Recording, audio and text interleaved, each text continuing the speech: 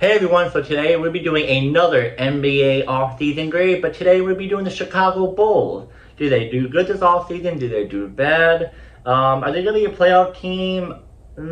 Or nah? So let's get started. First we talk about its completed moves and additions. The re-signed Trey Jones, locked in a 3-year, $24 million extension, solidifying the rotation with his defensive smart and improv shooting. Next, drafted this player right here, cannot pronounce his name, number 55th in the NBA draft, two-way contract. The former NBL standout signed to a deal, joined Summer League, adding size, versatility, and developmental upside.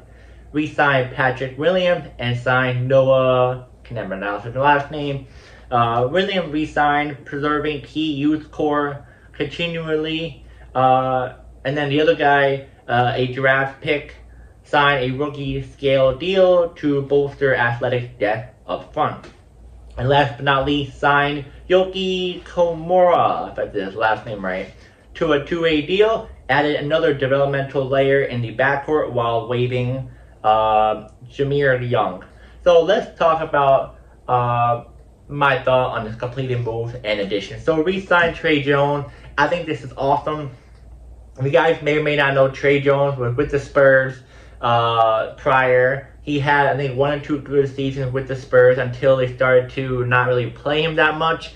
Then that's how his numbers and all dipped. His confidence dipped.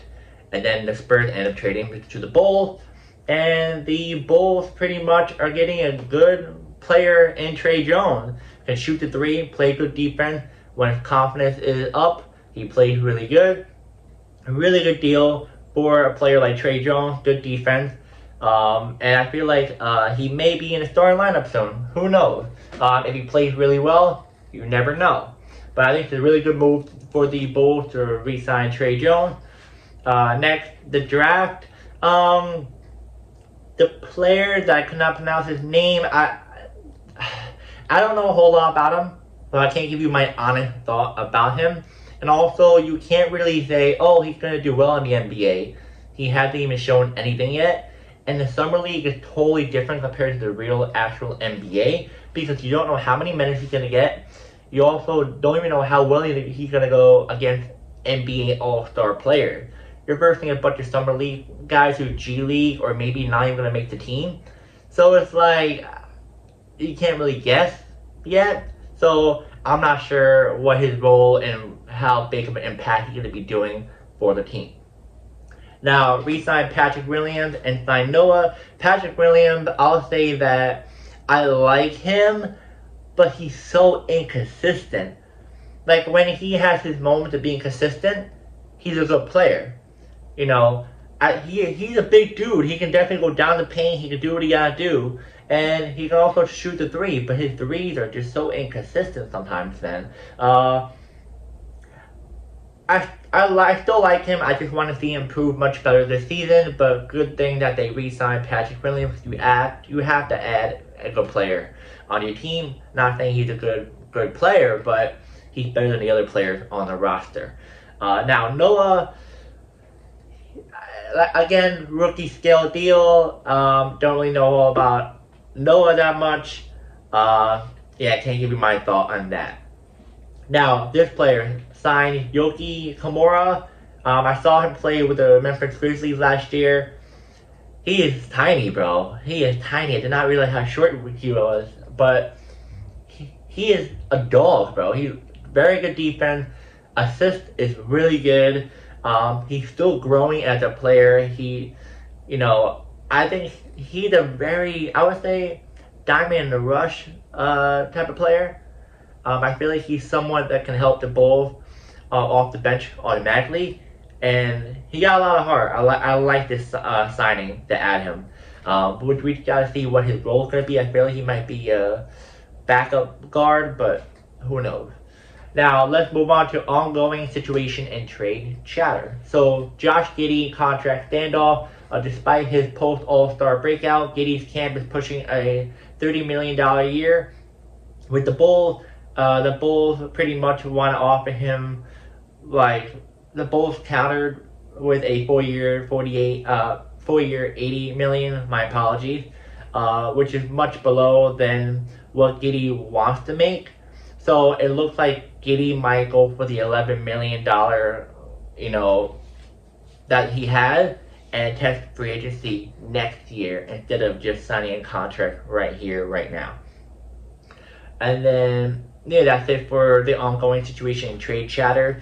My thought on this is that what Josh Giddey should do, he should definitely play this season, do the $11 million next year, go for free agency, because this past year he did do certain stuff that was impressive, but not for a lot of money. I'm sorry. As soon as you traded the other player, he starts to ball out, but that doesn't really give you the right to get a big contract. I'm sorry, it doesn't. But what he should do, ball out, and then if the Bulls want to re-sign him and he does really good, they re-sign him. Now, if he doesn't do well, it's on him. I mean, you left OKC. You wanted that out. You could have won a chip there, maybe. Yeah, I mean, it's kind of in Josh Giddey's hand right now. It's kind of his fault. He got in this situation, kind of, because if he stayed with the Thunder, maybe he would have gotten a contract, but his role is much more reduced. I don't know. It's kind of not his fault, but it kind of is. But we just gotta wait and see. Let's just see if he accepts the contract of this year, and then we'll go to free agency next year. Now we got strategic overview and team identity. According to analysts, the Bulls are embracing a youth, fast-paced identity with additions like Isaiah Okoro and Noah. I can't pronounce the name. And playmaking anchored by Giddey. They're aiming to push tempo and focusing on athleticism. Despite temptation for a quick fix, the front office remain committed to measure growth, emphasizing development over risky splash. So yeah, they pretty much, that's the final thought, by the way. They pretty much are just focusing on just taking it step by step, not rushing. Because as you guys know, in the past, well, recently, they added these players, Vucevic, Levine, DeRozan, Lonzo Ball, and they think they're going to make a chip out of them, but they didn't even make the playoffs, I think. Maybe once or twice. So, just by adding Isaiah Okoro, player that I'm still kind of right now, but he does show some flashes in Cleveland. Noah, I don't know nothing about him, don't ask me. Still having some young pieces that are eager to grow, re-signing players that you definitely want on your team. It's something interesting the Bulls did. Now, people are going to say, how would you grade this? An A for being really good offseason, or F being a really bad offseason? Honestly, I'm not going to be that mad with them. Usually in the past, they won't do nothing in the offseason. At least this time they did something. And they're focusing on more of steady, step-by-step growing their franchise of what they should have been doing for a while now instead of rushing it. I'll give them a D. I would say C, that's a little bit pushing it. But I think a D because you re-sign core players, not core players, but you re-sign depth players and you bring in some players that you definitely want to help your team grow step by step. The contract with Giddey is a little bit shaky, but we just gotta wait and see. And I mean, I just think they actually did a much proper way this offseason than offseason in the past for the Bulls. It's definitely a D grade. It could have been better, but it's better than being an F or an E.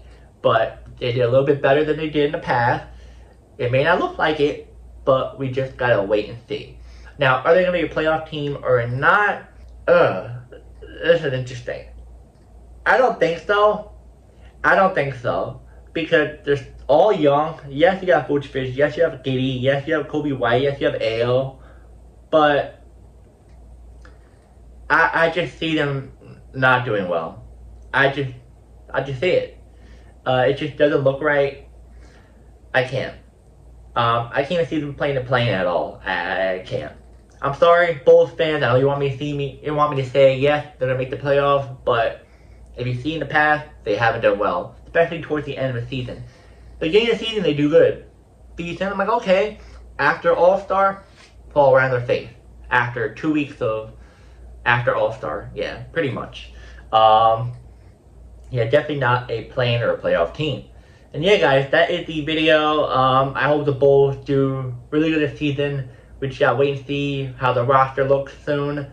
Let me know in the comments, are they going to be a playoff team, a play-in team, or not? And how would you grade their offseason? A, being really good, or S, being really bad? And yeah, see you next video.